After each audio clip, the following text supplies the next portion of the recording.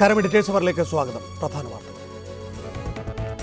Seat വിഭജനത്തെ ചൊല്ലി UDF-ൽ കലഹം. Angamaly seat നൽകില്ലെന്ന് ജേക്കബ് ഗ്രൂപ്പിനോട് കോൺഗ്രസ്. വെല്ലുവിളിയുമായി ജോണി നെല്ലൂർ. അല്ല, അങ്കമാലി സീറ്റിൽ അവർ സ്ഥാനാർത്ഥി നിർത്തിയാൽ ഞങ്ങളൊരു പാർട്ടിയല്ലേ, ഞങ്ങൾക്ക് പല സീറ്റുകളും ഞങ്ങൾക്ക് നിർത്താൻ പറ്റില്ലേ? CP ജോണിന് കുന്നംകുളം. തിരുവമ്പാടി സീറ്റ് കൈമാറാമെന്നറിയിച്ച് മുഖ്യമന്ത്രിക്ക് PK കുഞ്ഞാലിക്കുട്ടി അയച്ച കത്ത് പുറത്ത്. കത്ത് പരസ്യമായതിൽ അതൃപ്തിയോടെ ലീഗ്. ഒരുപാട് കത്തുകളുണ്ടാവും. അത് ഉമ്മൻചാണ്ടിയും ഞങ്ങളുമായിട്ട് സംസാരിച്ചു കൊള്ളാം. സംസാരിച്ചിട്ട് അതിനെ സംബന്ധിച്ച് എന്തെങ്കിലും ഉണ്ടെങ്കിൽ ഞങ്ങൾ ഒന്നിച്ച് പറയുകയും ചെയ്യാം. LDF പട്ടികയ്ക്ക് മുമ്പ് സ്ഥാനാർത്ഥികളെ പ്രഖ്യാപിക്കാൻ UDF.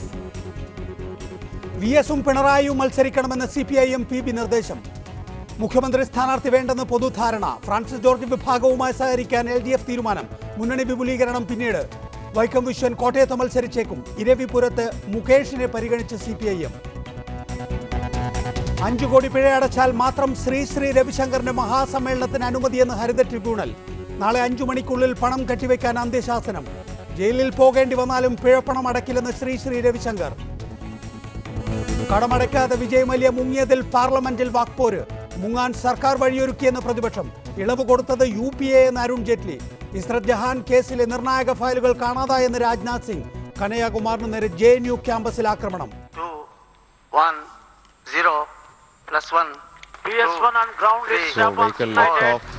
തദ്ദേശീയമായി ഗതി നിർണയ സംവിധാനം വികസിപ്പിക്കുന്നതിൽ നിർണായക ചുവടുവയ്പ്. IRNSS 1F വിജയകരമായി വിക്ഷേപിച്ചു. അവസാന ഉപഗ്രഹത്തിന്റെ വിക്ഷേപണം അടുത്ത മാസം. തിരുവമ്പാടി സീറ്റ് കോൺഗ്രസിന് വിട്ടുകൊടുക്കാമെന്ന് ലീഗ് ഉറപ്പു നൽകിയിരുന്നതായി വ്യക്തമാക്കുന്ന PK കുഞ്ഞാലിക്കുട്ടിയുടെ കത്ത് പുറത്ത്. മുഖ്യമന്ത്രി ഉമ്മൻചാണ്ടിക്ക് 2011 നൽകിയ കത്താണ് പുറത്തു വന്നിരിക്കുന്നത്. അതേസമയം മുഖ്യമന്ത്രിക്ക് അയച്ച കത്തിനെ കുറിച്ച് അദ്ദേഹവുമായി ചർച്ച നടത്തിക്കൊള്ളാമെന്ന് PK കുഞ്ഞാലിക്കുട്ടി പ്രതികരിച്ചു.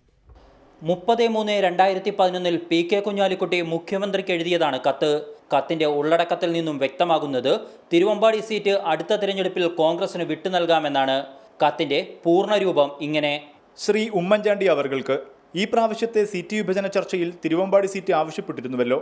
ഇപ്പോഴത്തെ ചില സാഹചര്യങ്ങളിൽ ഞങ്ങൾക്ക് അത് വിട്ടുതരാൻ ബുദ്ധിമുട്ടുണ്ടായി. ഇതിനെതിരെ കുടിയേറ്റ കർഷകരുടെ ഇടയിലുണ്ടായ വികാരങ്ങൾ ഞങ്ങളുടെ ശ്രദ്ധയിലും പെട്ടിട്ടുണ്ട്.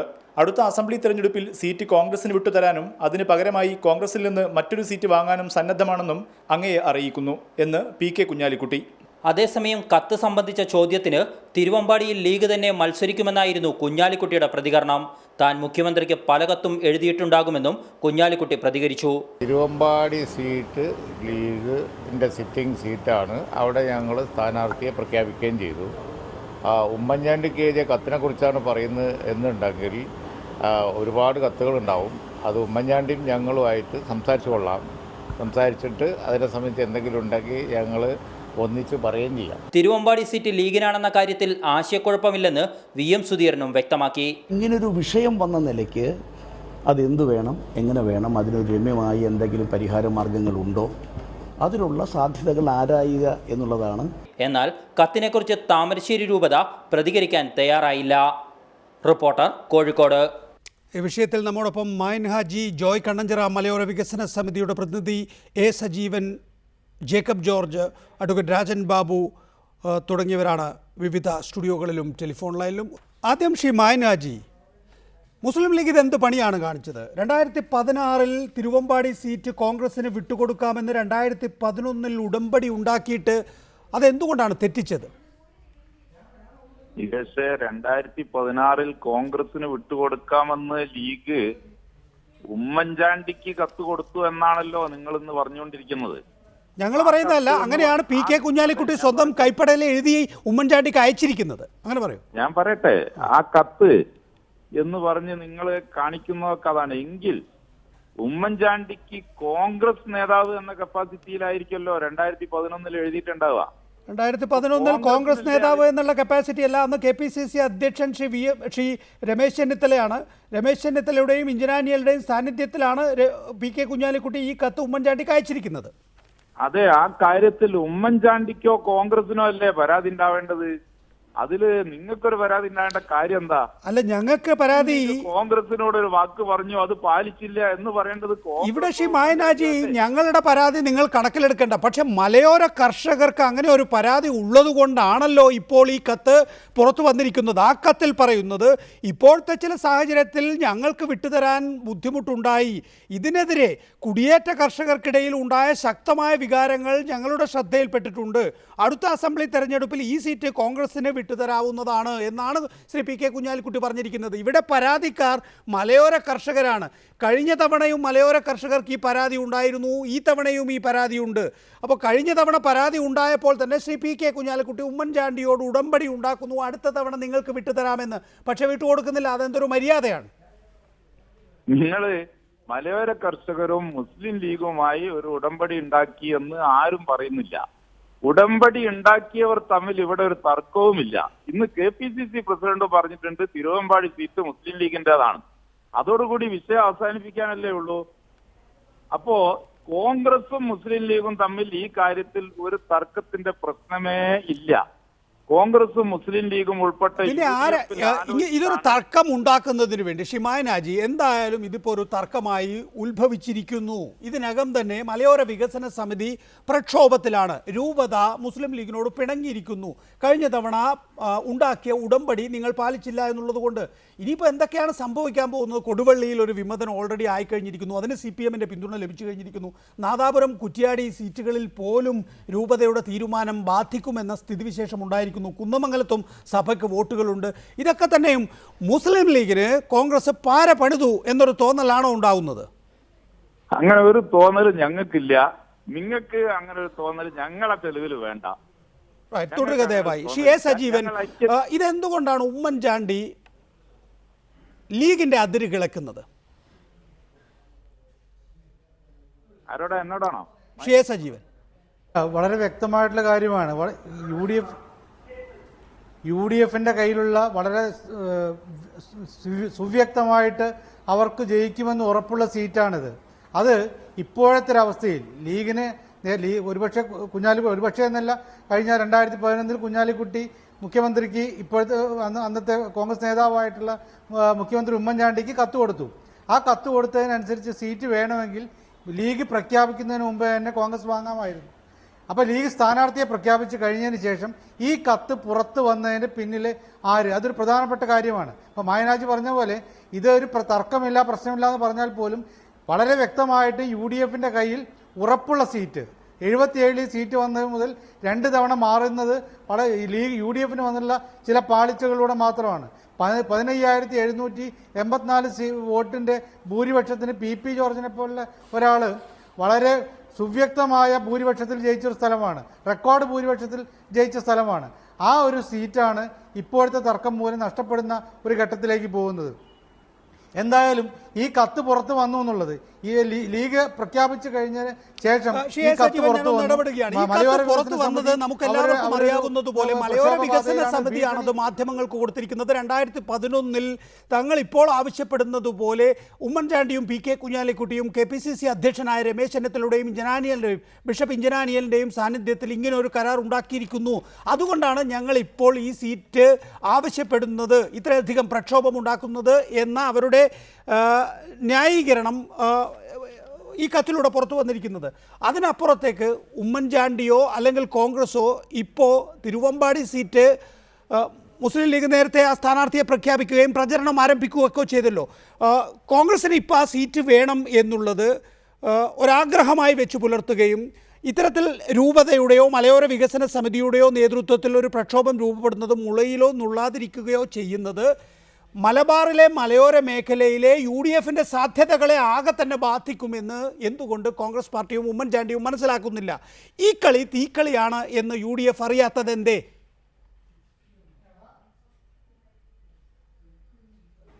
അതാണ് പ്രധാനപ്പെട്ട പ്രശ്നം. ഇവിടെ മലയോര വികസന സമിതിക്ക് കത്തില്ല, അവരുടെ കയ്യിൽ കത്ത് ആരും കൊടുത്തില്ല. 2011 ഈ കത്ത് തയ്യാറാക്കി കൊടുത്തിട്ടുള്ള ഒന്ന് ഉമ്മൻചാണ്ടിക്കാണ്. ഉമ്മൻചാണ്ടി ഇതിൻ്റെ കോപ്പി കൊടുത്തിട്ടുള്ളത് സഭയ്ക്കാണ്, അവിടുത്തെ രൂപതയ്ക്കാണ് കൊടുത്തിട്ടുള്ളത്.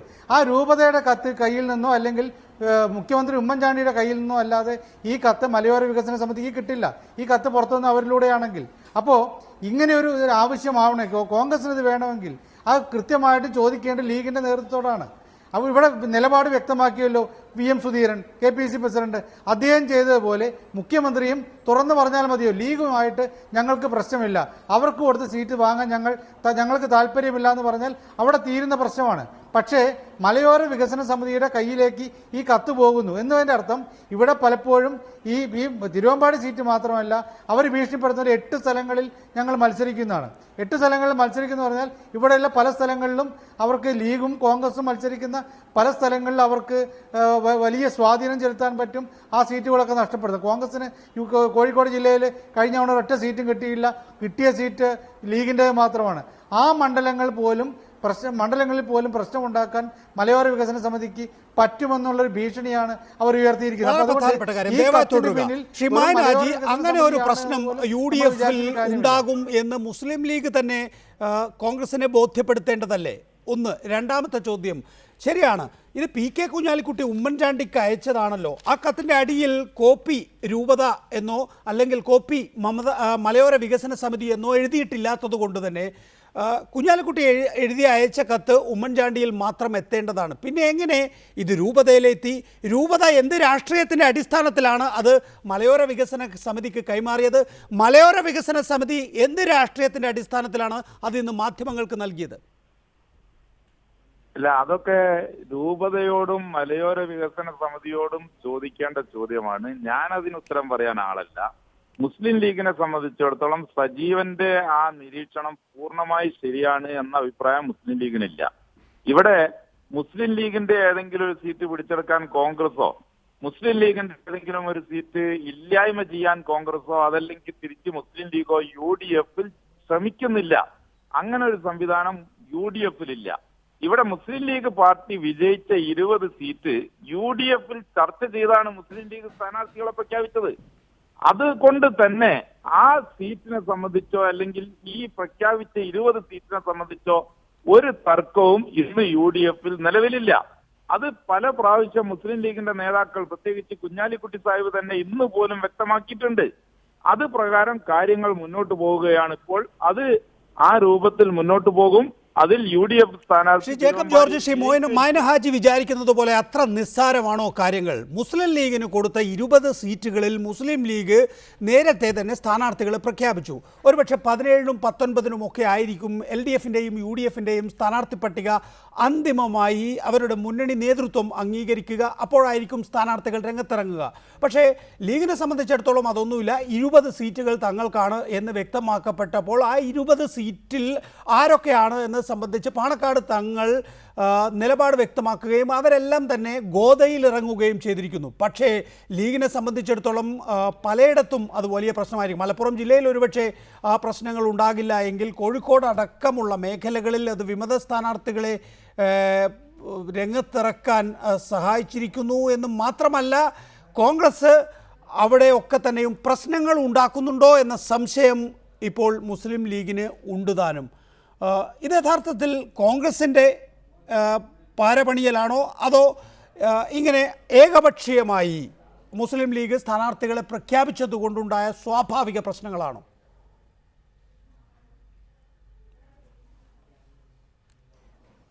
യഥാർത്ഥത്തിൽ നികേഷ്, ഈ അതാത് സിറ്റിംഗ് സീറ്റുകൾ അതാത് പാർട്ടിക്ക് എടുക്കാം എന്ന് ആണല്ലോ UDFിൻ്റെ ഒരു ഏകീകണ്ഠേനയുള്ള തീരുമാനം. അതനുസരിച്ച് ലീഗ് എടുത്ത് കാണത്തേ ഉള്ളൂ.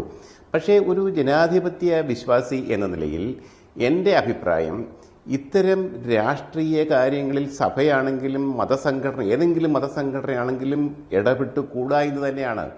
രാഷ്ട്രീയ നേതാക്കന്മാരെ സമ്മർദ്ദത്തിലാഴ്ത്തിക്കൊണ്ട് ഞങ്ങൾ പറയുന്ന സ്ഥാനാർത്ഥിക്ക് സീറ്റ് കൊടുക്കണം എന്ന് ഏതെങ്കിലും രൂപതയോ ഏതെങ്കിലും സഭയോ ഏതെങ്കിലും സമുദായമോ, രൂപതയോടെ നിൽക്കട്ടെ, ഏതെങ്കിലും സമുദായമോ നിഷ്കർഷിക്കുന്നതും പിടിവാശി കൂട്ടുന്നതും ഒരു ജനാധിപത്യ വ്യവസ്ഥിതിയിൽ ശരിയല്ല. അതൊരു ജനാധിപത്യ വ്യവസ്ഥിതിക്ക് ഭൂഷണമല്ല, കേരളത്തിന് ഒരിക്കലും ഭൂഷണമല്ല, യാതൊരു സംശയമില്ലാത്ത കാര്യമാണ്. അതുകൊണ്ട് തന്നെ രൂപതയാണെങ്കിലും സഭയാണെങ്കിലും അതിൻ്റെ പേര് ഇതുപോലെയുള്ള കാര്യങ്ങൾ മുന്നോട്ട് വെച്ച് ബഹളം കൂട്ടുന്നത് ശരിയല്ല. ജനവിഭാഗത്തിന്, ഏതെങ്കിലും ജനവിഭാഗത്തിൻ്റെ, കർഷകർക്കാണെങ്കിൽ കർഷകർക്ക്, തൊഴിലാളികൾക്കാണെങ്കിൽ തൊഴിലാളികൾക്ക് കാലാകാലങ്ങളിൽ പല പല പ്രശ്നങ്ങളുണ്ടാവാം. ജനാധിപത്യം തന്നെയാണ് അവർ മറുപടി പ്രതീക്ഷിക്കുന്നത്, ജനാധിപത്യത്തിൽ തന്നെയാണ്. അവരുടെ ആശ്രയം ജനാധിപത്യത്തിലാണ്. ജനാധിപത്യത്തിൽ കൂടി തിരഞ്ഞെടുക്കപ്പെടുന്ന ആൾക്കാരാണ് നമ്മുടെ ഭാവി ഭാഗതയും നിർണ്ണയിക്കുന്നത്. അതിൽ ജനാധിപത്യത്തിൽ പങ്കുചേർന്ന് അതിൽ വോട്ട് രേഖപ്പെടുത്തി തങ്ങളുടെ കൂടെ നിൽക്കുന്ന സ്ഥാനാർത്ഥിക്ക് വോട്ട് ചെയ്യുക. അല്ലാതെ ഞങ്ങളുടെ സ്ഥാനാർത്ഥിയെ നിർത്തണം, ഇന്ന മുന്നണി ഇന്ന പാർട്ടി ഞങ്ങളുടെ സ്ഥാനാർത്ഥിയെ നിർത്തണം, അംഗീകരിക്കണം എന്നൊക്കെ പറയുന്നത് വികസന സമിതിയുടെ ജോയ് കണ്ണഞ്ചിറ ടെലിഫോൺ ലൈനിൽ. ശ്രീ ജോയ് കണ്ണഞ്ചിറ, ഇവിടെ ശ്രീ ജേക്കബ് ജോർജ് ഉന്നയിക്കുന്നതാണ് ശരിയായ രാഷ്ട്രീയം എന്ന് വിശ്വസിക്കുന്നവരായിരിക്കും ഈ ചർച്ച കാണുന്നത്. നിങ്ങളുടെ മുന്നിൽ സ്ഥാനാർത്ഥികൾ ഉണ്ടാകും. ആ സ്ഥാനാർത്ഥികൾ ആരാണ് നിങ്ങൾക്ക് അഭികാമ്യം എന്ന് നോക്കി അവർ വോട്ട് ചെയ്യുക. ഇനി അഥവാ മലയോര വികസന സമിതി കരുതുകയാണ് ഇവർ രണ്ടുപേരും പോരാ, അല്ലെങ്കിൽ 3 പേരും പോരാ, അതിനേക്കാൾ നല്ല സ്ഥാനാർത്ഥി വേണമെന്ന് തോന്നുകയാണെങ്കിൽ മലയോര വികസന സമിതി ഒറ്റയ്ക്കൊരു സ്ഥാനാർത്ഥിയെ നിർത്തുക.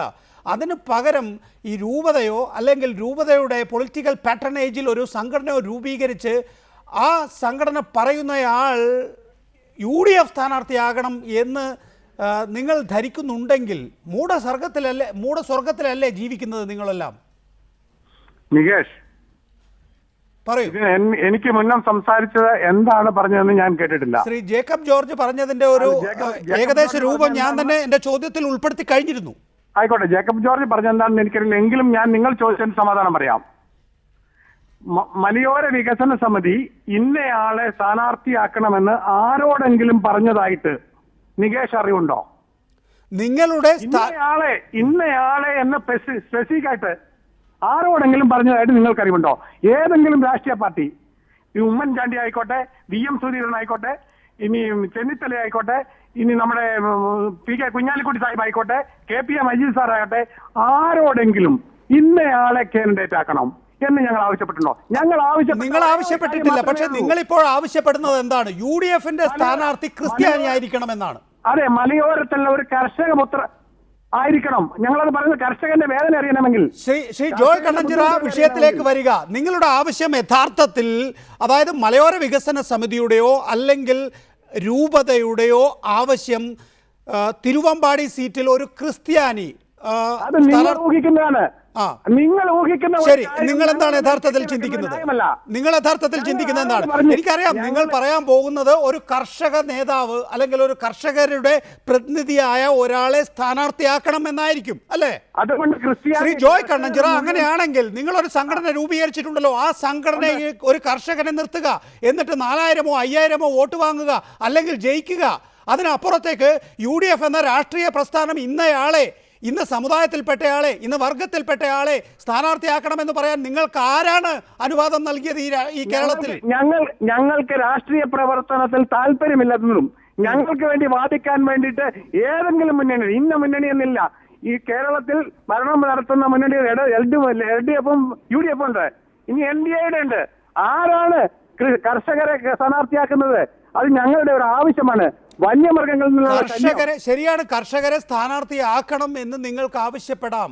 അതിനപ്പുറത്തേക്ക് നിങ്ങൾ ഇന്ന് PK കുഞ്ഞാലിക്കുട്ടി ഉമ്മൻചാണ്ടിക്ക് അയച്ച കത്ത് പുറത്തുവിട്ട് ഇതാ UDF-ൽ അങ്ങനെ ഒരു ധാരണ ഉണ്ടായിരുന്നു എന്ന് വരുത്തി തീർക്കാൻ ശ്രമിക്കുന്നത് യഥാർത്ഥത്തിൽ നല്ല ചേരുവയല്ല രാഷ്ട്രീയത്തിൽ. ശ്രീ ജോയ് കണ്ണഞ്ചിറ, ഈ കത്തിൽ നേരത്തെ ശ്രീ മായൻ ഖഞ്ചി ശരിയാമണ്ണം സൂചിപ്പിച്ചതുപോലെ PK കുഞ്ഞാലിക്കുട്ടി എന്ന മുസ്ലിം ലീഗിൻ്റെ പാർലമെൻ്ററി പാർട്ടി നേതാവും ഉമ്മൻചാണ്ടി എന്ന കോൺഗ്രസിൻ്റെ പാർലമെൻ്ററി പാർട്ടി നേതാവും തമ്മിലുള്ള കത്തിടപാട് മാത്രമാണ്. ആ കത്തിടപാടിൽ പറയുന്നത് മുസ്ലിം ലീഗിൻ്റെ തിരുവമ്പാടി സീറ്റ് കോൺഗ്രസിൻ്റെ 2016 വിട്ടു നൽകാം എന്നാണ്. ശരിയാണ്, കോൺഗ്രസ് തിരിച്ചൊരു സീറ്റ് മുസ്ലിം ലീഗിന് നൽകുകയാണ് എങ്കിൽ മാത്രമേ ഈ കരാർ പ്രാബല്യത്തിൽ വരുത്തേണ്ടതുള്ളൂ. അതിനെ നിങ്ങൾ മതപരമായി ഉപയോഗിക്കുന്നു എന്നുള്ളതാണ് എൻ്റെ പ്രശ്നം. നികേഷ്, നിങ്ങൾ ഒരു മുൻകാഴ്ചപ്പാടോടുകൂടിയാണ് സംസാരിക്കുന്നത്. കാരണം ഇതിനകത്ത് മതം എവിടെ ഇടപെട്ടു? മുഖ്യമന്ത്രിക്ക് കുഞ്ഞാലിക്കുട്ടി സാഹിബ് ഒരു ലെറ്റർ കൊടുത്തിട്ടുണ്ടെങ്കിൽ ആ ലെറ്ററിന്റെ ഉത്തരവാദിത്വം മുഖ്യമന്ത്രിക്കും കുഞ്ഞാലിക്കുട്ടി സാഹിബിനുമാണ്. ദയവായി സ്റ്റുഡിയോയിൽ എത്തുക. ഞാൻ താങ്കളെ സ്റ്റുഡിയോയിൽ പ്രതീക്ഷിച്ചു. പ്രതീക്ഷിക്കുകയാണ്. മൂന്നാമത്തെ ശ്രീ മായൻഹാജി, ഈ കാര്യത്തിൽ കർഷകരെ, ഒരു ക്രിസ്ത്യൻ പൊളിറ്റിക്സ് മലയോര UDFന്റെ ഭാഗത്തു നിന്നുണ്ടാകുന്നത് മുസ്ലിം ലീഗിനെ സംബന്ധിച്ചിടത്തോളം സ്വീകാര്യമാണോ? ഇല്ല, അങ്ങനെ UDFന്റെ ഭാഗത്ത് നിന്ന് ഏതെങ്കിലും ഒരു ക്രിസ്ത്യൻ പൊളിറ്റിക്സോ ഏതെങ്കിലും ഒരു മതപരമായ പൊളിറ്റിക്സ് ഉണ്ട് എന്ന് ഞാൻ മനസ്സിലാക്കുന്നില്ല. ഞങ്ങൾ പിന്നെ എങ്ങനെ രൂപതയ്ക്ക് ഇങ്ങനെയുള്ള കാര്യങ്ങളിലൊക്കെ ഇടപെടാൻ കഴിയുന്നു? ഇതിനെയൊക്കെ ചോദ്യം ചെയ്യണ്ടേ? എന്തെങ്കിലും വരട്ടെ എന്ന് വിചാരിച്ചെങ്കിലും ശ്രീ മായൻഹാജി, ഈ പറയുന്ന ബിഷപ്പ് റെമിജിയസ് ഇഞ്ചനാനിയൽ ഈ നാട്ടിൽ ചോരപ്പുഴ ഒഴുകുമെന്ന് പറഞ്ഞ ബിഷപ്പാണ്. ഇതാ ഇപ്പോൾ ഒരു തെരഞ്ഞെടുപ്പ് വരുമ്പോൾ ക്രിസ്ത്യൻ സ്ഥാനാർത്ഥി വേണമെന്ന ആവശ്യം ഭംഗ്യന്തരേണ ഉന്നയിക്കുകയും ചെയ്യുന്നു. അത് അവർക്ക് അങ്ങനെ ചോദിക്കാനുള്ള അവകാശം ഉണ്ടല്ലോ. അവർക്ക് ക്രിസ്ത്യാനികൾക്ക് ക്രിസ്ത്യൻ സ്ഥാനാർത്ഥി വേണോ എന്ന് ചോദിക്കാനോ വേറെ ഏതെങ്കിലും സമുദായക്കാർക്ക് അങ്ങനെ വേണമെന്ന് ചോദിക്കാനോ ഒക്കെ ഉള്ള അവകാശം എല്ലാവർക്കും. ജനാധിപത്യ രാജ്യമല്ലേ, എല്ലാവർക്കും അതിന് അവകാശം ഉണ്ടാവും. പക്ഷെ നമ്മുടെ സംസ്ഥാനത്ത് അങ്ങനെ വേണോ വേണ്ടേ എന്ന് തീരുമാനിക്കേണ്ടത് ഇവിടുത്തെ സമാധാനവും ഇവിടുത്തെ മതസൗഹാർദ്ദവും ഇവിടുത്തെ സ്വൈര്യ ജീവിതവും ഒക്കെ കാണിക്കുന്ന രാഷ്ട്രീയ പാർട്ടികളാണ്. ആ രാഷ്ട്രീയ പാർട്ടികൾ ഇപ്പോ ഇടുക്കിയിൽ കഴിഞ്ഞ പാർലമെന്റ് മോഹൻജി, അതായത് ഇടുക്കിയിൽ അങ്ങനെ ഒരു പാർലമെന്റ് തെരഞ്ഞെടുപ്പിൽ ഒരു ചക്ക വീഴുകയും മുയൽ ചാവുകയും ഒക്കെ ചെയ്തിട്ടുണ്ട് എന്ന് വിചാരിച്ചിട്ട് ഇനി എല്ലാ മലയോര വികസന സമിതിയും ഞങ്ങളുടെ സ്ഥാനാർത്ഥികളെ നിർത്തിക്കളയാം, ഒരു അരാഷ്ട്രീയവാദം മലയോര മേഖലകളിൽ പ്രചരിപ്പിച്ച് കളയാമെന്നൊന്നും വിചാരിക്കുന്നതിൽ തെറ്റില്ല. പക്ഷേ അതിന് വളം കൊടുക്കുന്നത് ആരാണ്? ശ്രീ മായൻഹാജി, നിങ്ങളുടെ PK കുഞ്ഞാലിക്കുട്ടി ഇങ്ങനെ ഒരു കത്തെഴുതേണ്ട കാര്യം എന്താണ്? അടുത്ത നിയമസഭാ തെരഞ്ഞെടുപ്പ് 2016 വരുമെന്നും അന്നത്തെ സാഹചര്യത്തിൽ കാര്യങ്ങൾ വിലയിരുത്തി ആർക്ക് സീറ്റ് കൊടുക്കണ്ട എന്നൊക്കെ നിശ്ചയിക്കുകയും ചെയ്യുക എന്നുള്ളതല്ലേ മുന്നണികളും രാഷ്ട്രീയ പാർട്ടികളും മുന്നോട്ട് കൊണ്ടുപോയിരിക്കുന്ന മാനദണ്ഡം അല്ലെങ്കിൽ കീഴ്വഴക്കം. അതിന് വിപരീതമായി 2011 തീരുമാനിക്കുകയാണ് 2016 തിരുവമ്പാടി കോൺഗ്രസിനായിരിക്കുമെന്ന്. അപ്പോൾ ഇതിനൊക്കെ വഴങ്ങിക്കൊടുക്കുന്നത് കൊണ്ടാണ് ഇവർക്കൊക്കെ ഇത്രയധികം ധൈര്യം വരുന്നത്. ഇല്ലില്ല, അത് നിങ്ങൾ പറയുന്നത് ശരിയല്ല. മുസ്ലിം ലീഗ് കോൺഗ്രസ് ഉൾപ്പെട്ട ഒരു മുന്നണിയിൽ പരസ്പരം പല തരത്തിലുള്ള ധാരണകളും വാഗ്ദാനങ്ങളും കത്തുകളും എഗ്രിമെന്റുകളും ഉണ്ടായിരിക്കും. അതൊന്നും ഞങ്ങൾ പൊതുരംഗത്ത് ചർച്ച ചെയ്യേണ്ട കാര്യമില്ല. അങ്ങനെ പല കത്തുകളും പല ധാരണകളും ഉണ്ടാവും. ആ ധാരണകളൊക്കെ ശ്രീ എ സജീവൻ, ഇവിടെയാണ് പിഴവ് സംഭവിക്കുന്നത്. എല്ലാ മുന്നണികൾക്കുമുണ്ട്. അതിപ്പോൾ പുറത്തു വന്നിരിക്കുന്നത് UDFിലേതാണ്. ഇപ്പോൾ അടുത്ത രാജ്യസഭാ സീറ്റ് CPIക്ക് കൊടുക്കാമെന്ന് ഈ തെരഞ്ഞെടുപ്പ് വരുമ്പോൾ തന്നെ CPM ഒരു ധാരണ ഉണ്ടാക്കി വെക്കുന്നത് പോലെ ഇതാ മലയോര മേഖലയിൽ ക്രിസ്ത്യാനികളെ തണുപ്പിക്കാൻ ഒരു കത്ത് വേണം എന്ന് രൂപത തന്നെ ആവശ്യപ്പെടുകയും ആ കത്ത് കുഞ്ഞാലിക്കുട്ടി എഴുതി കൊടുക്കുകയും ചെയ്യുന്ന ഒരു രാഷ്ട്രീയം. ആ രാഷ്ട്രീയത്തിൽ നിങ്ങൾ കളിക്കാൻ തീരുമാനിക്കുകയാണ് എങ്കിൽ, കൈപൊള്ളാതിരിക്കണമെങ്കിൽ ഇങ്ങനെ ഒരു കത്തുണ്ട് എന്നും ആ കത്ത് താൻ പാലിക്കണമെന്നും നേരത്തെ മുസ്ലിം ലീഗ് നിശ്ചയിക്കുകയും അതിനനുസരിച്ചുള്ള സീറ്റ് വിഭജനത്തിന് മുസ്ലിം ലീഗ് തന്നെ മുൻകൈ എടുക്കുകയും ചെയ്യണമായിരുന്നു. അങ്ങനെയാണെങ്കിൽ ഈ പ്രശ്നം ഒഴിവാക്കാമായിരുന്നു. താങ്കൾ തന്നെ നേരത്തെ സൂചിപ്പിച്ചതുപോലെ, അല്ലെങ്കിൽ ഈ പറയുന്ന സീറ്റുകളെല്ലാം അത് ബാധിക്കാൻ പോവുകയാണ്. സൂചിപ്പിച്ചതുപോലെ കോഴിക്കോട് ജില്ലയിൽ തന്നെ കോൺഗ്രസിനൊരു നിയമസഭാ സീറ്റ് കിട്ടിയിട്ടില്ല. ലീഗിൻ്റെ സീറ്റുകൾ വെച്ചാണ് ഭൂരിപക്ഷം ഉറപ്പിച്ചത് കഴിഞ്ഞ തവണ UDF. ഇത്തവണ കൊടുവള്ളിയിൽ, നാദാപുരത്ത്, കുറ്റ്യാടിയിൽ, കുന്നമംഗലത്ത് പിന്നെയും കുറേ സീറ്റുകളിൽ 10-20ഓളം സീറ്റുകളിൽ തങ്ങൾക്ക് നിർണായക സ്വാധീനമുണ്ട് എന്നാണ് സഭ അവകാശപ്പെടുന്നത്. ശരിയല്ലേ? ഇനിയെങ്കിലും ഇത്തരം കാര്യങ്ങൾ ഒഴിവാക്കുക, ഇങ്ങനെ കൈവൊള്ളുന്ന മതത്തിൽ ഇടപെടാതിരിക്കുക രാഷ്ട്രീയ പാർട്ടികൾ, മുന്നണികൾ എന്നതല്ലേ ഇതിൻ്റെ പാഠം, ഗുണപാഠം? ഇതിൽ നികേഷ് പറഞ്ഞ പോലെ ഈ CPM CPI രാജ്യസഭാ സീറ്റ് വെച്ച് മാറിയതുപോലെ അല്ലെങ്കിൽ ഒരു വാഗ്ദാനം കൊടുത്ത പോലെയുള്ള പ്രശ്നം പോലും അല്ല ഇത്. അതവിടെ രണ്ട് രാഷ്ട്രീയ പാർട്ടികൾ തമ്മിലുള്ള ഉടമ്പടിയാണ്. അത് എത്രമാത്രം പ്രശ്നം വന്നാലും ആ പാർട്ടികൾ തമ്മിലുള്ള പ്രശ്നങ്ങളിലേക്ക് പോവുള്ളൂ. ഇതിവിടെ നമുക്കറിയാവുന്ന 2011 കോഴിക്കോട് ഗസ്റ്റ് ഹൗസിൽ വെച്ച് ഈ ഇത് എഴുതി വാങ്ങിക്കുന്ന സഭയാണ്. സഭയുടെ നിർബന്ധത്തിന് വഴങ്ങിയിട്ടാണ് ഈ ഇങ്ങനൊരു കത്തെഴുതി കൊടുക്കേണ്ടി വന്നിട്ടുള്ളത്. അപ്പോൾ സാമുദായിക ശക്തികളെ അവരുടെ അടുത്ത് താൽക്കാലികമായി കിട്ടേണ്ട കാര്യങ്ങൾക്ക് വേണ്ടിയിട്ട് അവരെ പ്രീണിപ്പിക്കുന്നതിൻ്റെ ഭാഗമായിട്ടാണ് ഈ പ്രശ്നങ്ങളൊക്കെ ഉണ്ടാവുന്നത്. ഈ 2011 എഴുതി കൊടുത്ത ഒരു കത്ത് ലീഗും കോൺഗ്രസും തമ്മിൽ മാത്രമായിരുന്നെങ്കിൽ ഇത്ര വലിയ പ്രശ്നമില്ല. KPCC പ്രസിഡന്റ് പറഞ്ഞ ആ പ്രശ്നത്തോടുകൂടി തീരേണ്ടതാണ്. അത് അവരുടെ സീറ്റാണ്, അവർ മത്സരിക്കട്ടെ എന്നതിൽ. പക്ഷേ ഇത് സഭയെ പ്രീണിപ്പിക്കാൻ വേണ്ടിയിട്ട് അവർക്ക് ഇത് കൊടുക്കുക. നേരത്തെ കണ്ണഞ്ചിറ പറഞ്ഞൊന്നല്ല ശരി, ഞങ്ങൾ ക്രിസ്ത്യനാവണമെന്നില്ല, കർഷകനാവണം എന്നൊക്കെ പറഞ്ഞില്ലേ, അതൊക്കെ വെറും വാക്കുകളാണ്.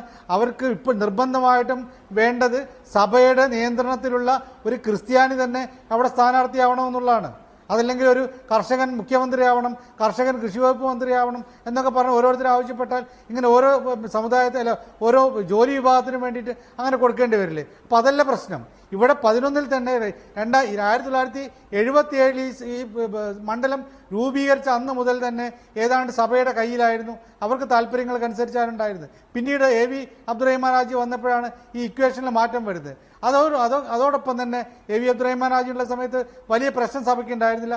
പിന്നീട് അവർ ഈ മുഴുവുറുപ്പുണ്ടായി. കഴിഞ്ഞ തവണ 3300 ചില്ലാനം വോട്ടിനാണ് UDF ജയിച്ചത്. നോക്കണം, 15,000-ലേറെ വോട്ടിന് ജയിച്ച UDF കഴിഞ്ഞ തവണ മത്സരിച്ച് 3300 ചില്ലാൻ വോട്ടിനാണ്. സഭയുടെ ഈ പ്രശ്നങ്ങളുടെ ഭാഗമാണ്. 2011 അവർക്കുണ്ടായിരുന്ന അവരുടെ മുഴുവുറുപ്പിൻ്റെ ഭാഗമാണത്. അത് ഇനിയും കാണിക്കും, കൂടുതൽ രൂക്ഷമായി കാണിക്കുമെന്നാണ് പറയുന്നത്. അപ്പോൾ സമുദായങ്ങൾക്ക് മുമ്പിൽ ഇങ്ങനെ വളഞ്ഞു കുത്തി നിൽക്കുമ്പോഴുണ്ടാകുന്ന പ്രശ്നങ്ങളാണ് ഇപ്പോഴുള്ള ഈ പിടിവാശിക്കും ഈ കത്ത് പുറത്തു വരുന്നതിനൊക്കെ കാരണമെന്നാണ് ഞാൻ വിചാരിക്കുന്നത്. ജേക്കബ് ജോർജ്, തിരുവമ്പാടിയിൽ രൂപത കളിക്കുന്നു, ഉമ്മൻചാണ്ടി മൗനത്തിലും. അങ്കമാലിയിൽ നമുക്കറിയാം, മൂവാറ്റുപുഴയിൽ നിന്ന് ജോണി നെല്ലൂരിനെ അങ്കമാലിയിൽ ഓടിച്ചു കഴിഞ്ഞ തെരഞ്ഞെടുപ്പിൽ. അങ്കമാലി ചോദിച്ച് ഇത്തവണ ജോണി നെല്ലൂർ UDF നേതൃത്വത്തിൻ്റെ അടുത്ത് പോയപ്പോൾ പറയുന്നു അവിടെ ജോണി നെല്ലൂർ ജയിക്കില്ല എന്നാണ് എല്ലാ വിഭാഗം ആളുകളും പറയുന്നത്. രൂപത ജോണി നെല്ലൂരിന് എതിരുമാണ്. ഞങ്ങളുടെ രൂപതയിൽപ്പെട്ട ആളുകൾ തന്നെ വേണമെന്നാണ് രൂപത ആവശ്യപ്പെടുന്നത്. എന്ത് ചെയ്യും ജോണി നെല്ലൂരെ എന്ന് ചോദിച്ചപ്പോൾ ജോണി നെല്ലൂരിൻ്റെ കണ്ണ് നിറഞ്ഞിട്ടാണ് പുറത്തേക്ക് KPCC ഓഫീസിൽ നിന്ന് വന്നത് എന്നാണ് അവിടെയുള്ള മാധ്യമപ്രവർത്തകർ പറയുന്നത്. അപ്പോൾ ജോണി നെല്ലൂർ തിരിച്ചു ചോദിച്ചു, ഞാൻ മൂവാറ്റുപുഴയിലുള്ളപ്പോൾ എൻ്റെ രൂപതയായിരുന്നല്ലോ മൂവാറ്റുപുഴയിൽ, അന്ന് പാലാ രൂപതയിലുണ്ടായിരുന്ന ജോസഫ് വാഴക്കനെ കൊണ്ടുവന്ന് മൂവാറ്റുപുഴയിലെടുക്കുമ്പോൾ എൻ്റെ രൂപത എന്തു പറഞ്ഞു എന്ന് നിങ്ങൾ മാനിച്ചില്ലല്ലോ എന്നൊക്കെയുള്ള ചോദ്യങ്ങളുണ്ടായിരുന്നു. ഉത്തരങ്ങൾ എന്താണ് എന്നൊന്നും ഒരു പിടിയില്ല. കോൺഗ്രസ് ഇങ്ങനെ രൂപത വെച്ച് കളിക്കുന്നു എന്നുള്ളത് ശരിയാവണ്ണം വിനിയോഗിക്കാൻ മറുപക്ഷത്തും മറ്റൊരു തന്ത്രം ഉണ്ടാകില്ലേ ശ്രീ ജേക്കബ് ജോർജ്? ഇതിനൊരു സംഘർഷമുണ്ടാകുന്നു. ഇപ്പോൾ രൂപതയുടെ ഭാഗത്ത് പതുങ്ങി നിൽക്കുകയാണ് LDF.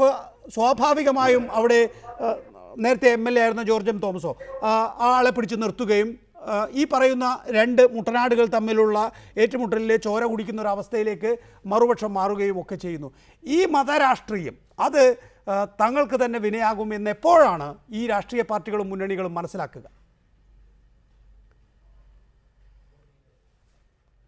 അല്ല, ജോണി നെല്ലൂർ പറയുന്നത് സത്യമാണ്. ജോണി നെല്ലൂരിൻ്റെ സീറ്റായിരുന്നല്ലോ മൂവാറ്റുപുഴ. അവിടെ നിന്ന് അത് മാറ്റി അങ്കമാലിക്ക് വിട്ടിട്ടാണ് ആ സീറ്റ് ജോസഫ് വാഴയ്ക്കിന് കൊടുത്തത്. ജോസഫ് വാഴയ്ക്കിന് അവിടെ ജയിച്ചു. ജോസഫ് വാഴയ്ക്കിന് 5 വർഷം നന്നായിട്ട് അവിടെ പ്രവർത്തിച്ചു. ജോസഫ് വാഴയ്ക്കിനെ അവിടെ നിന്ന് മാറ്റാൻ പറ്റത്തില്ല. ഇപ്പോൾ തോറ്റു എന്നതുകൊണ്ട് മാത്രം ജോണി നെല്ലൂരിന് അങ്കമാലി സീറ്റ് നിഷേധിക്കുന്നത് ശരിയല്ല. അങ്ങനെ നിഷേധിക്കുകയാണെങ്കിൽ തന്നെ അദ്ദേഹത്തിന് ന്യായമായി ജയിക്കാൻ പറ്റുന്ന ഒരു സീറ്റ് കൊടുക്കേണ്ടതാണ്. പക്ഷേ അത് രൂപതയുടെ പേരിൽ ആ സീറ്റ് അട്ടിമറിക്കുന്നത് ശരിക്കും ജോണി നെല്ലൂരിൻ്റെ രാഷ്ട്രീയം തന്നെ അട്ടിമറിക്കുന്നത്, അദ്ദേഹത്തിൻ്റെ പാർട്ടിയെ തന്നെ തകർക്കാൻ പോകുന്ന ഈ നിലപാടെടുക്കുന്നത് സ്വാഭാവികമായിട്ടും നീതിക്ക് നിരക്കുന്നതല്ല. അതിന് പിന്നിൽ രൂപതകളാണെങ്കിൽ സ്വാഭാവികമായിട്ടും അത് മറ്റൊരു അപകടമാണ് കേരളത്തിൽ കൊണ്ടുവരുന്നത്. ഒരിക്കലും ന്യായീകരിക്കാവുന്നതല്ല. ഒരു മതനേതൃത്വം അല്ലെങ്കിൽ ഒരു സമുദായ നേതൃത്വം പറയുന്നതനുസരിച്ചാണ് ഒരു പാർട്ടി സ്ഥാനാർത്ഥിയെ നിർത്തുന്നതെങ്കിൽ തീർച്ചയായിട്ടും അവിടെ ജനാധിപത്യത്തിൻ്റെ ഉന്നതമായ മൂല്യങ്ങൾ അട്ടിമറിക്കപ്പെടുകയാണ് എന്ന് പറയേണ്ടി വരും. ശ്രീ രാജൻ ബാബു, താങ്കൾ UDF-ലായിരുന്നു. UDF-ൽ നിന്ന് UDF-ൻ്റെ ഒരു യോഗത്തിൽ താങ്കളെ വിളിക്കാതെ പോയപ്പോൾ താങ്കൾ നേരെ ഗൗരിയമ്മയുടെ അടുത്തേക്ക് പോയി അവിടെ പ്രശ്നം തീർത്ത് LDF-ൽ നിൽക്കാൻ കഴിയുമോ എന്ന ശ്രമം നടത്തി. LDF-ൽ നിന്ന് പക്ഷേ താങ്കൾക്ക് വേണ്ടത്ര സ്വീകാര്യത ലഭിക്കാത്തപ്പോൾ ഇപ്പോൾ BJP-യിൽ എത്തി. നമ്മൾ നേരത്തെ ചർച്ച ചെയ്ത ഈ സംഘർഷങ്ങൾ രാഷ്ട്രീയത്തിൽ സ്വാഭാവികമാണ്. ഒരു മതം അതിനകത്ത് ഇടപെടും, സമുദായിക സംഘടനകൾ ഇടപെടും. അതിൻ്റെ മറ്റൊരു ബലിയാട കൂടിയാണ് താങ്കൾ എന്ന് തോന്നുന്നു.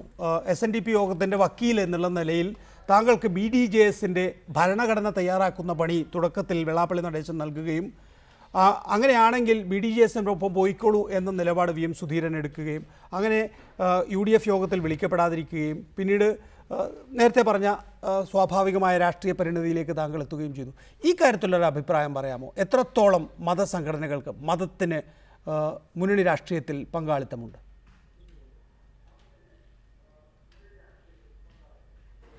ഞാൻ ഒന്ന് പറയട്ടെ. ആദ്യമായി UDF-ൻ്റെ ഒരു യോഗത്തിൽ എന്നെ വിളിക്കാതിരുന്നപ്പോൾ ഗൗരിയമ്മയുമായി ചർച്ച ചെയ്യാൻ പോയി എന്ന് പറയുന്നത് ശരിയല്ല. ഞാൻ ഗൗരിയമ്മയെ കാണാൻ പോകുന്ന അവസരത്തിലും UDF-ൽ പ്രശ്നമില്ല എന്നുള്ള ഒരു ഇൻഫർമേഷനായിരുന്നു എനിക്കുണ്ടായിരുന്നത്. ഘടകകക്ഷി നേതാക്കളെല്ലാം രാജൻ ബാബുവിനെ കൂടെ നിർത്തണമെന്ന് പറഞ്ഞിരിക്കുന്ന ഒരവസരത്തിലാണ്. പക്ഷേ ഞാൻ ഗൗരിയമ്മയെ കാണാൻ പോയത്, ഗൗരിയമ്മയുടെ വളരെ അടുപ്പമുള്ള ഒരാൾ എന്നെ വിളിച്ചു പറഞ്ഞു, രാജൻ ബാബു ഗൗരിയമ്മയ്ക്കെതിരെ കേസ് കൊടുത്തതിനെ സംബന്ധിച്ച് ഗൗരിയമ്മയ്ക്ക് വളരെ വിഷമമുണ്ട്. ഈ അവസാന കാലഘട്ടങ്ങളിൽ അങ്ങനെ ഒരു വിഷമവുമായി ഗൗരിയമ്മ കടന്നു പോകുന്നത് ഒരു ബുദ്ധിമുട്ടുണ്ടാകില്ലേ, അതുകൊണ്ട് ആ കേസ് പറഞ്ഞ് തീർത്തു കൊടുക്കണം എന്ന് പറഞ്ഞതിൻ്റെ അടിസ്ഥാനത്തിലും ഗൗരിയമ്മ സമ്മതിച്ചതിൻ്റെ അടിസ്ഥാനത്തിൽ ഞാൻ പോയി കണ്ടതാണ്. ശരി. അല്ലാതെ മുന്നണി മാറ്റത്തിൻ്റെ ഒരു പ്രശ്നത്തിനു വേണ്ടിയും ഗൗരിയമ്മയായിട്ട് ചർച്ച ചെയ്തതല്ല. ഞങ്ങളന്ന് ചർച്ച ചെയ്തത് തന്നെ ഈ കേസുകളെ സംബന്ധിച്ചും ഗൗരിയമ്മ തന്നെ അത് ക്ലാരിഫൈ ചെയ്തിട്ടുണ്ട്, ഇതിനല്ലാതെ. രണ്ടാമത് BDJS-ന്റെ ഭരണഘടന എഴുതി ഉണ്ടാക്കിയെന്ന് പറയുന്നത് ഇന്നും ആ ഭരണഘടന ആരും കണ്ടിട്ടില്ല. അങ്ങനെ ഒരു ഭരണഘടന ഇതുവരെ പത്രത്തിൽ അതായിട്ട് ഇത് കണ്ടിട്ടുമില്ല. ഞാനൊരു ഭരണഘടന എഴുതി കൊടുത്തിട്ടുമില്ല. 94 കൊല്ലം SNDP യോഗത്തിൻ്റെ 94 മുതൽ SNDP യോഗത്തിൻ്റെ അഭിഭാഷകനായിരുന്ന എന്നോട് ഒരു രാഷ്ട്രീയ പാർട്ടിയുടെ രജിസ്ട്രേഷൻ്റെ നടപടികൾ എന്തെന്ന് ഒരു അഭിഭാഷകൻ എന്നുള്ള ഒരു കക്ഷി ചോദിച്ചപ്പോൾ അതിൻ്റെ നടപടി പറഞ്ഞതല്ലാതെ മറ്റൊന്നും സത്യമല്ല. പക്ഷേ എത്ര പറഞ്ഞിട്ട് പോലും അത് സമ്മതിക്കാതെ എന്നേക്കാ പത്രത്തിൽ വരുന്ന മാധ്യമങ്ങളുടെ പറയുന്ന കാര്യങ്ങളെ മാത്രം കണക്കിലെടുത്തുകൊണ്ട് എന്നോടുള്ള കാണിച്ച അവഗണനയാണ് ഇവിടെ വന്നിരിക്കുന്നത്. യഥാർത്ഥത്തിൽ എന്നേക്കാൾ എത്രയോ കുറ്റങ്ങൾ ചെയ്തവരും ആരോപണ വിധേയരായിട്ടുള്ളവരെ ഉൾക്കൊള്ളാൻ കഴിയുമെന്ന് കാണിച്ചുകൊണ്ട് KPCC പ്രസിഡന്റ് പോലും എന്നോടൊരു അവഗണനയാണ് കാണിച്ചത് എന്നുള്ളത് തന്നെയാണ്. കാരണം UDF-ന്റെ നിർണായക ഘട്ടങ്ങളിലും പ്രതിബന്ധങ്ങളിലും ശരിയാണ്, എല്ലാ പ്രതിസന്ധി ഘട്ടത്തിലും താങ്കൾ ഉണ്ടായിരുന്നു. പ്രത്യേകിച്ച് പൂർവ്വമാറ്റത്തിന്റെ ഒരു നിർണായക ഘട്ടത്തിൽ പോലും താങ്കൾ UDF-നൊപ്പം ഉറച്ചു നിന്നു എന്നുള്ളതൊക്കെ നമുക്ക് എല്ലാവർക്കും അറിയാവുന്ന കഥയാണ്. അതൊന്നും ഒരിക്കൽ കൂടി വിശദീകരിക്കണമെന്നില്ല. പക്ഷേ രാജൻ ബാബു, താങ്കൾക്ക് എങ്ങനെയാണ് പെട്ടെന്ന് UDF-ൽ നിന്ന് LDF-ലേക്ക് ചാടാനും LDF-ൽ നിന്ന് BJP മുന്നണിയിലേക്ക് ചാടാനും കഴിയുന്നത്? അത്ര എളുപ്പമാണോ? ഒരു നിയമസഭാ തെരഞ്ഞെടുപ്പ് തൊട്ട് മുന്നിൽ നിൽക്കുമ്പോൾ ഇങ്ങനെ 3 മുന്നണിയിൽ ചാടിക്കളിക്കുക എന്നുള്ളത്?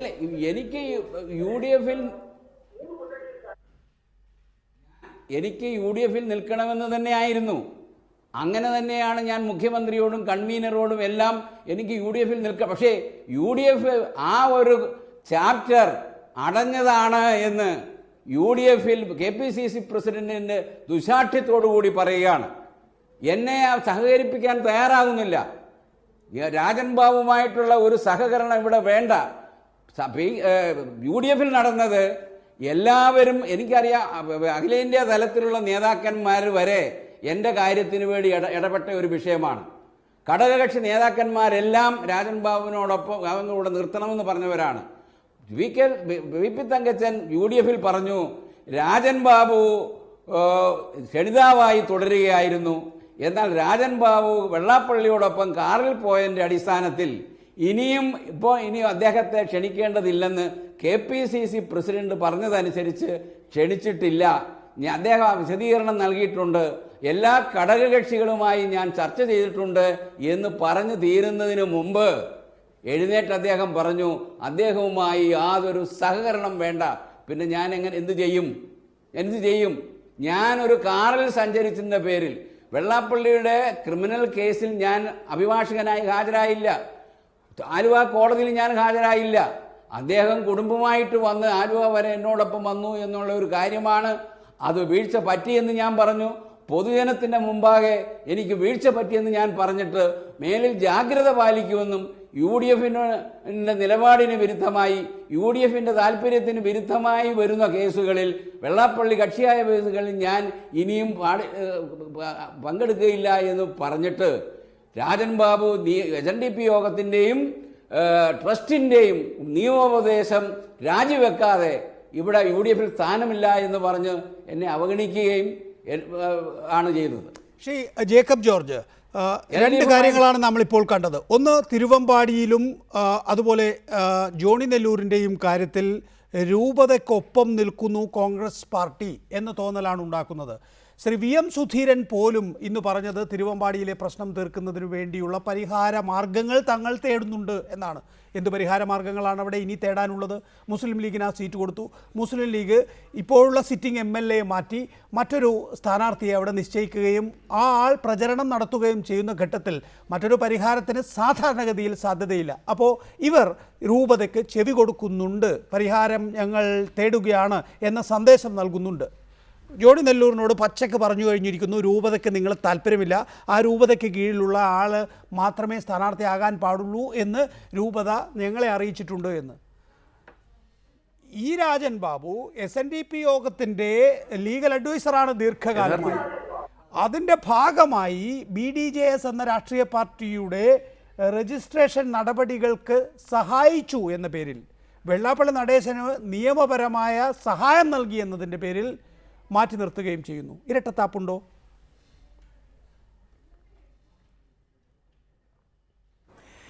നികേഷ്, യഥാർത്ഥത്തിൽ UDFിൻ്റെ പ്രശ്നം ഇങ്ങനെ ഇതുപോലെയുള്ള കാര്യങ്ങളെക്കാൾ ഉപരി അതിന് ഉൾക്കൊള്ളാവുന്നതിലധികം രാഷ്ട്രീയ കക്ഷികൾ, ചെറുതും വലുതുമായ രാഷ്ട്രീയ കക്ഷികൾ അതിനകത്തുണ്ട്. ഇപ്പം കുറേ രാഷ്ട്രീയ കക്ഷികൾ പോയതിനെ പറ്റി ഇപ്പോൾ CP ജോണിന് ഒറ്റ സീറ്റാണ് കൊടുത്തിരിക്കുന്നത്. അതേപോലെ JKP വിഭാഗം കേരള കോൺഗ്രസ് അങ്കമാലി സീറ്റ് ഞങ്ങൾ തരത്തില്ല എന്ന് പറയുന്നു. അതായത് ആ പാർട്ടിയുടെ ചെയർമാൻ ഒരു MLA സീറ്റില്ല, ആരും ഒരു തുള്ളി കണ്ണുനീർ പോലും വീഴ്ത്താനില്ല. ആ ചെയർമാൻ്റെ പാർട്ടിയുടെ പോട്ടെ, അവിടെ അനൂപ് ജയിക്കുമ്പോൾ സന്തോഷമായിരിക്കും, ബാക്കിയുള്ളവർക്ക് സന്തോഷമായിരിക്കും. അതിനകത്ത് അല്പമെങ്കിലും കണ്ണുനീര് പൊഴിക്കാനുണ്ടെങ്കിൽ അത് ചെയർമാൻ സാക്ഷാൽ ജോണി നെല്ലൂർ തന്നെയായിരിക്കും. പാവം, എനിക്ക് സങ്കടമുണ്ട് നികേഷേ. അപ്പോൾ ഇതുപോലെയുള്ള കൊച്ചു പാർട്ടികളിലെ ഇനി UDFിന് ആവശ്യമില്ല എന്ന നിലയിലേക്ക് കാര്യങ്ങൾ നീങ്ങുകയാണ്. അതുപോലെ തന്നെ ഇത്തരം ചെറിയ പാർട്ടികൾ അവരുടെ പ്രസക്തി അവരുടെ നേതൃത്വത്തിലൂടെയും അവരുടെ നേതാക്കളിലൂടെയും അവരുടെ ചെയ്തികളിലൂടെയും അവരുടെ വീക്ഷണങ്ങളിലൂടെയും അവരുടെ പ്രസക്തി തെളിയിച്ചില്ലെങ്കിൽ ഒരു നേതാവിൽ തുടങ്ങി ആ നേതാവിൽ മാത്രം അവസാനിക്കുന്ന, ആ നേതാവിൽ തന്നെ അവസാനിക്കുന്ന പാർട്ടികളായി മാറിക്കൊണ്ടിരിക്കുകയാണ്. അതിനുദാഹരണങ്ങളാണ് എൻ്റെ അടുത്തിരിക്കുന്ന ബഹുമാനപ്പെട്ട രാജൻ ബാബുവിൻ്റെ പാർട്ടിയും അതുപോലെ ജോണി നെല്ലൂരും എന്ന് ഞാൻ പറയാൻ ആഗ്രഹിക്കുന്നു. നികേഷ്, സജീവൻ, നേരത്തെ ശ്രീ ജേക്കബ് ജോർജ് ചൂണ്ടിക്കാണിച്ചതുപോലെ ചെറു പാർട്ടികളെ അപ്രത്യക്ഷമാക്കുക എന്നുള്ളത് UDFിൻ്റെ പ്രഖ്യാപിത നിലപാടാണ് എന്ന് വേണമെങ്കിൽ പറയേണ്ടി വരും. കാരണം കഴിഞ്ഞ തവണ MV Raghavan, KR Gouriyamma, R Balakrishna Pillai, TM Jacob തന്നെയും 100 ചില്ലുവാനം വോട്ടിനാണ് അദ്ദേഹം ജയിച്ചത്. അദ്ദേഹത്തെ പോലും ഇല്ലായ്മ ചെയ്യുന്നതിനു വേണ്ടിയുള്ള നീക്കം നടന്നിരുന്നു. എന്തിന് KM മാണി പോലും പാലായിൽ 5000 ചില്ലുവാനം വോട്ടിനാണ് ജയിച്ചത്. 20,000 അതിൽ കൂടുതലോ ജയിക്കേണ്ട സ്ഥലമാണ് അവിടെ. കോൺഗ്രസ് ഒന്നടങ്കം വാരുന്നു എന്നുള്ളത് KM മാണിക്ക് തന്നെയുള്ള പരാതിയാണ്. അദ്ദേഹം ഒരുപക്ഷെ പുറത്തു പറയില്ലായിരിക്കും, പക്ഷേ പാർട്ടി യോഗങ്ങളിൽ പറഞ്ഞിട്ടുണ്ട്. ഇത്തവണ KM മാണി ചർച്ചയ്ക്ക് പോയപ്പോൾ ആവശ്യപ്പെട്ടത് 18 സീറ്റുകളാണ്. 15 തരാനാകൂ, അതിൽ തന്നെയും 15 തരാനാകൂ എന്നല്ല, നിങ്ങൾ പൂഞ്ഞാറും കുട്ടനാടും ഇങ്ങോട്ടേക്ക് തിരിച്ചു തരണം, കൂടുതൽ ആവശ്യപ്പെട്ട സീറ്റുകൾ തരില്ല എന്ന് അർത്ഥശങ്കയ്ക്കിടയില്ലാത്ത വിധം വ്യക്തമാക്കുന്നു. പൂഞ്ഞാറ് തിരിച്ചു നൽകണം എന്ന് പറയുന്നതിൽ ഒരു മുന്നറിയിപ്പുണ്ട് എന്നാണ് കോൺഗ്രസ് നേതാക്കൾ പറയുന്നത്. പൂഞ്ഞാർ നൽകിയിട്ടില്ല എങ്കിൽ പാലായിൽ മാണിക്കെതിരെയുള്ള കഴിഞ്ഞ തെരഞ്ഞെടുപ്പിലെ പാരവയ്പ് തുടരും. പൂഞ്ഞാറിൽ കോൺഗ്രസ് സ്ഥാനാർത്ഥിയാണ് എങ്കിൽ പാലായിൽ വേണമെങ്കിൽ മാണിയെ സഹായിക്കാമെന്നുള്ളത്. ഈ പാറ്റേണിലാണ് കാര്യങ്ങൾ പോകുന്നത് എങ്കിൽ ഒരു അവിശ്വാസത്തിൻ്റെ മറ ഇപ്പോൾ തന്നെ UDFിലില്ലേ?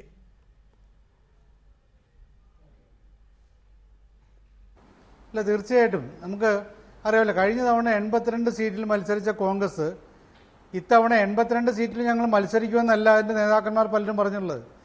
UDF കൺവീനർ ആയിട്ടുള്ള തങ്കച്ചൻ പോലും പറഞ്ഞുള്ളത് ഞങ്ങൾ കൂടുതൽ സീറ്റിൽ മത്സരിക്കുമെന്നാണ്. അപ്പോൾ ഈ 140 സീറ്റിന് അപ്പുറത്തേക്കില്ലല്ലോ. 82-നേക്കാൾ കൂടുതൽ സീറ്റിൽ അവർ മത്സരിക്കണമെങ്കിൽ അവർക്ക് 140 സീറ്റിനേക്കാൾ കൂടുതൽ സീറ്റ് ഇവിടെ ഉണ്ടാവണം. അപ്പോൾ ഒപ്പം നിൽക്കുന്ന ഘടകകക്ഷികളുടെ സീറ്റുകൾ പിടിച്ചു വാങ്ങുക എന്നൊരു തന്ത്രം പലപ്പോഴും അവർ പയറ്റാറുണ്ട്. കോൺഗ്രസിനെ സംബന്ധിച്ചിടത്തോളം അവർക്ക് ഈ വീതം വെപ്പിന് വേണ്ടി, ഗ്രൂപ്പുകളുടെ വീതം വെപ്പിന് വേണ്ടി ഓരോ നേതാവിനും സീറ്റ് കൊടുക്കുന്നതിന് വേണ്ടി ജയിച്ചാലും തോറ്റാലും സീറ്റ് കിട്ടണമെന്നുള്ളൊരു തന്ത്രത്തിൻ്റെ ഭാഗമായിട്ട് ഈ അവസാന ഘട്ടത്തിൽ ഈ പ്രശ്നങ്ങളൊക്കെ ഉണ്ടാക്കാറുണ്ട്. ഇപ്പോൾ ലീഗിൻ്റെ കാര്യത്തിൽ പോലും ഈ തിരുവമ്പാടിയുടെ കാര്യം നമുക്ക് എടുത്തു കഴിഞ്ഞാൽ അതറിയാമല്ലോ, കയ്യിലുള്ളൊരു സീറ്റാണ്. കോഴിക്കോട് ജില്ലയിൽ അവർക്ക് കിട്ടിയ ഒറ്റ സീറ്റ് പോലും കഴിഞ്ഞ അവിടെ കോൺഗ്രസിന് കിട്ടിയില്ല. ലീഗിന് കിട്ടിയ 3 സീറ്റിൽ ഒന്നുപോലും നഷ്ടപ്പെടുന്ന രൂപത്തിലേക്ക് പോകുന്നു. ഒന്നല്ല, പൂർണ്ണമായിട്ടും ഒരുപക്ഷെ LDFിൻ്റെ കയ്യിലേക്ക് പോകുന്ന രീതിയിൽ പോകുന്നു. ഇങ്ങനെ ഓരോ സ്ഥലങ്ങളിലും കിട്ടിയ സീറ്റ് നഷ്ടപ്പെടുത്തുക എന്ന് പറയുന്ന ഒരവസ്ഥ ഉണ്ടാകുന്നു. ഇത് തെരഞ്ഞെടുപ്പ് സമയത്ത് കോൺഗ്രസ് പലപ്പോഴും ചെയ്യാറുള്ളതാണ്.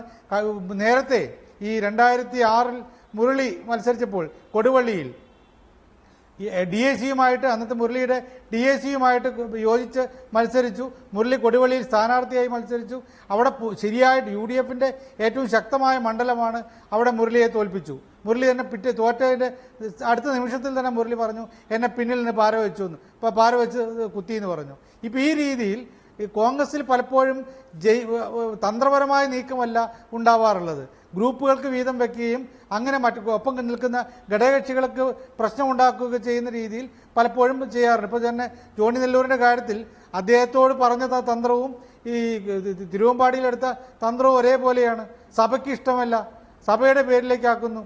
ഇങ്ങനെ ഓരോ സ്ഥലങ്ങളിലും രാജൻ ബാബു പറഞ്ഞതിൽ മാത്രമാണ് മറ്റൊന്നുമില്ല. രാജൻ ബാബു നമുക്കറിയാവുന്ന പോലെ ഈ വെള്ളാപ്പള്ളി SNDP യോഗത്തിൻ്റെ വെറും ഒരു ലീഗൽ അഡ്വൈസറോ അവരുടെ കേസ് വാദിക്കുന്ന വക്കീലോ അല്ല. MP ശ്രീകുമാർ വെള്ളാപ്പള്ളിയുമായിട്ട് തെറ്റിപ്പിരിഞ്ഞതിന് ശേഷം അദ്ദേഹത്തിൻ്റെ മനസ്സാക്ഷി സൂക്ഷിപ്പുകാരനായിരുന്നു. അദ്ദേഹത്തിൻ്റെ മനസ്സെപ്പോഴും SNDP യോഗത്തിൻ്റെ കൂടെയാണ്, വെള്ളാപ്പള്ളിയുടെ കൂടെയായിരുന്നു. അത് മനസ്സിലാക്കിയിട്ടാണ് VM സുധീരനെ പോലുള്ള ആളുകൾ 2 തോണിയിൽ കാല് വെക്കേണ്ടെന്ന് പറഞ്ഞിട്ടുള്ളത്. അത് മനസ്സിലാക്കിയിട്ട് ഒരിക്കലും ഇപ്പുറത്തേക്ക് UDF-ൽ തനിക്ക് നിലനിൽപ്പില്ലാന്ന് കണ്ടിട്ടാണ് ഗൗരിയമ്മയുടെ കൂടെ പോകാൻ ശ്രമിച്ചത്. അവിടെയും നടന്നില്ല. LDF കൂടെ കൂട്ടില്ല എന്ന് കണ്ട സമയത്ത് വീണ്ടും അദ്ദേഹം ഇപ്പോൾ ഈ NDA-യുടെ ഭാഗമായിട്ട് മാറുന്നു. അപ്പോൾ അത് വേറൊരു വശമാണ്. രാജൻ ബാബുവിൻ്റെ കാര്യം മാറ്റി വെച്ച് കഴിഞ്ഞാൽ കോൺഗ്രസിൻ്റെ കാര്യത്തിൽ, കോൺഗ്രസ് മറ്റുള്ള ഘടകകക്ഷികളുടെ കാര്യത്തിൽ പലപ്പോഴും ചെയ്തിട്ടുള്ളത് കഴിഞ്ഞ തവണ നമുക്കറിയാവുന്നതാണ്. MV രാഘവനെ പോലുള്ള ഒരു നേതാവിനെ അദ്ദേഹത്തിൻ്റെ മണ്ഡലത്തിൽ നിന്ന് മാറ്റിയിട്ട് തോൽക്കുമെന്ന് ഉറപ്പുള്ള ഒരു സ്ഥലത്ത് കൊണ്ടുപോയി നിർത്തി. അങ്ങനെ ആ രീതിയിൽ MV രാഘവൻ്റെ കാര്യം മാത്രമല്ല, മറ്റ് പല ആളുകളുടെ കാര്യത്തിലും ഗൗരിയമ്മയെ കഴിഞ്ഞ തവണ തോൽപ്പിക്കുന്ന അവസ്ഥ ഉണ്ടാക്കിയത് കോൺഗ്രസ് അല്ലേ. അപ്പോൾ ഈ തരത്തിൽ പലപ്പോഴും മുന്നണിയെ ജയിപ്പിക്കുക, എങ്ങനെയെങ്കിലും ഭരണത്തിലേക്ക് എത്താൻ രൂപത്തിലുള്ള തന്ത്രങ്ങൾ മെനയുക എന്നതിനപ്പുറത്ത് ഈ തരത്തിലുള്ള കുതികാൽ വെട്ടാണ്. അത് മനസ്സിലാക്കിയിട്ടാണ് ഹൈക്കമാൻഡ്, കോൺഗ്രസ് വൈസ് പ്രസിഡന്റ് ഇത്തവണ ഇവിടെ കേരളത്തിൽ വന്ന് പറഞ്ഞ് തൽക്കാലം ഈ തെരഞ്ഞെടുപ്പ് കഴിയുന്നത് വരെയെങ്കിലും നിങ്ങൾ ഈ ഒരു പരസ്പരം ഒഴിവാക്കുക. അത് കഴിഞ്ഞിട്ട് നിങ്ങളുടെ ഈ കഴിഞ്ഞ 5 വർഷത്തിനുള്ളിൽ UDF-ൽ സംഭവിച്ചത് എന്തൊക്കെയാണ്? ജോണി നെല്ലൂർ വളരെ വേദനയോടുകൂടിയാണെന്ന് മാധ്യമങ്ങളോട് സംസാരിച്ചത്. അദ്ദേഹവുമായി ഒന്ന് താങ്കൾ ടെലിഫോണിൽ സംസാരിച്ച് ഒന്ന് സമാധാനിപ്പിക്കുന്നത് നന്നായിരിക്കുമെന്ന് തോന്നുന്നു. രാജൻ ബാബുവിൻ്റെ സ്ഥിതി, PC ജോർജ് പോയി, R ബാലകൃഷ്ണപിള്ള പോയി, CMPയിൽ അരവിന്ദാക്ഷൻ വിഭാഗം പോയി, മാണിയോട് 2 സീറ്റ് വിട്ടു നൽകാൻ ആവശ്യപ്പെട്ടിരിക്കുന്നു. ലീഗിന് വലിയ തോതിൽ കോഴിക്കോട് ജില്ലയിൽ നഷ്ടമുണ്ടാക്കുന്ന, മലയോര മേഖലയിൽ നഷ്ടമുണ്ടാക്കുന്ന രീതിയിൽ കോൺഗ്രസ് ചില കളികൾ കളിക്കുന്നു. UDF-ന് ഗുണകരമാണോ ഇതൊക്കെ? ഈ കഴിഞ്ഞ 5 കൊല്ലം UDF-ൽ സംഭവിച്ചു എന്ന് പറഞ്ഞ് നിങ്ങൾ പറഞ്ഞ കാര്യം, ഒന്ന് R ബാലകൃഷ്ണപിള്ള പോയി എന്നാണ്. R ബാലകൃഷ്ണപിള്ളയെ ഉൾക്കൊള്ളാൻ UDF-ന് സാധിക്കാത്തതിനാൽ R ബാലകൃഷ്ണപിള്ളയെ ചവിട്ടി പുറത്താക്കുകയാണ് ഉണ്ടായത്. അതുപോലെ തന്നെ ബാലകൃഷ്ണപിള്ളയെ ചവിട്ടി പുറത്താക്കുകയാണോ ഉണ്ടായത്?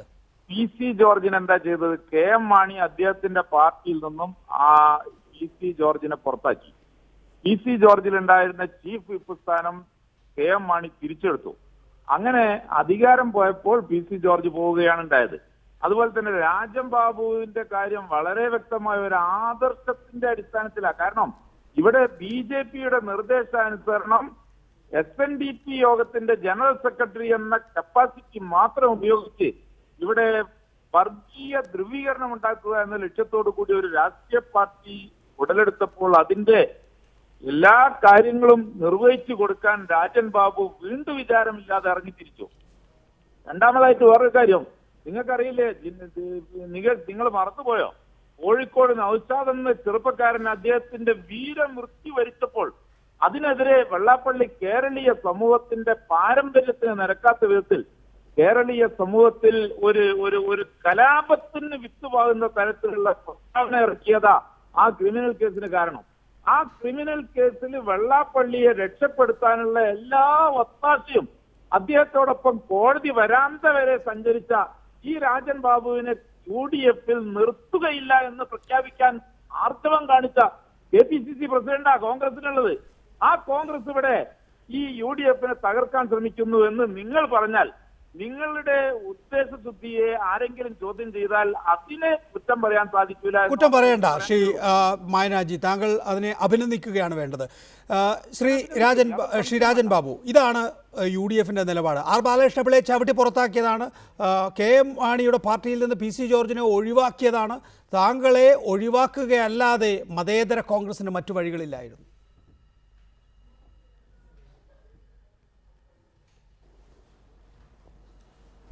അത് ശരിയല്ല. കാരണം എൻ്റെ പാർട്ടിയോട് എന്താണ് ചെയ്തത്?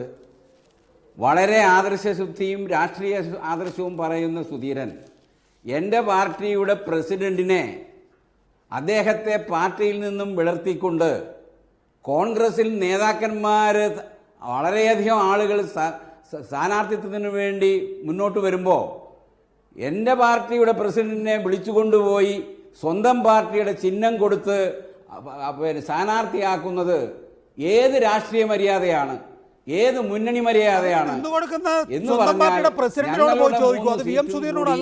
എടുക്കാം, അങ്ങനെ പ്രസ്ഥാനത്തെ തകർക്കാം എന്നുള്ളത് കൊണ്ടാണ്.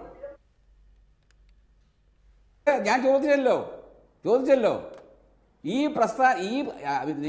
പറഞ്ഞു വന്നത് ചെറിയ കക്ഷികളെ എല്ലാം ഇല്ലാതാക്കുന്ന ഒരു പ്രവണതയായിട്ടാണ് ഇത്. അതിന് ഉദാഹരണമാണ് ഇതും. അല്ല, VM സുധീരന്റെ നടപടിയെ ന്യായീകരിക്കുകയല്ലേ താങ്കളുടെ ചുവടുമാറ്റം തെളിയിക്കുന്നത് ശ്രീ രാജൻ ബാബു? VM സുധീരൻ കരുതിയത് താങ്കൾ വെള്ളാപ്പള്ളിയോടൊപ്പം ചേർന്ന് BJPക്ക് ഏജൻസി പണി നടത്തുകയാണ് എന്നാണ്. അതേപോലെ തന്നെ താങ്കൾ ആ താവളത്തിലേക്ക് എത്തിക്കഴിഞ്ഞു എന്ന് പറയുമ്പോൾ VM സുധീരൻ ശരിയായി.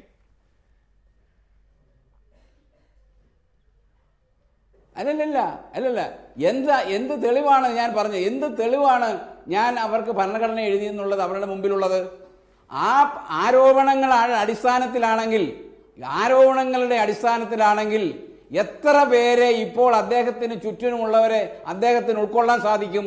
ഈ ധാർമ്മിക ആദർശ അവിടെ നമ്മൾ കാണുന്നില്ലല്ലോ. അപ്പോൾ അവിടെയാണ് വിവേചനമുള്ളത്. ഘടക കക്ഷികളെ തകർക്കുക, അത് അവരുടെ സീറ്റുകൾ എടുക്കുക, ആ ഉദ്ദേശത്തോടു കൂടിയുള്ള പ്രവർത്തനത്തിൻ്റെ ഭാഗമാണത്. ശരിയാണ്. പക്ഷേ തിരുവമ്പാടിയിൽ എന്ത് പ്രത്യാഘാതമാണ് ഉണ്ടാകുന്നത്? അതിന് എന്ത് രാഷ്ട്രീയ വിലയാണ് UDFും കോൺഗ്രസും മുസ്ലിം ലീഗും നൽകേണ്ടി വരിക എന്നുള്ളത് നമുക്ക് കണ്ടു തന്നെ അറിയണം. വളരെ നന്ദി ശ്രീ A. സജീവൻ, രാജൻ ബാബു, ജേക്കബ് ജോർജ്, മായൻ ഹാജി, ഒപ്പം തന്നെ ഈ ചർച്ചയിൽ പങ്കെടുത്ത മലയോര വികസന സമിതിയുടെ ജോയ് കണ്ണഞ്ചിറ.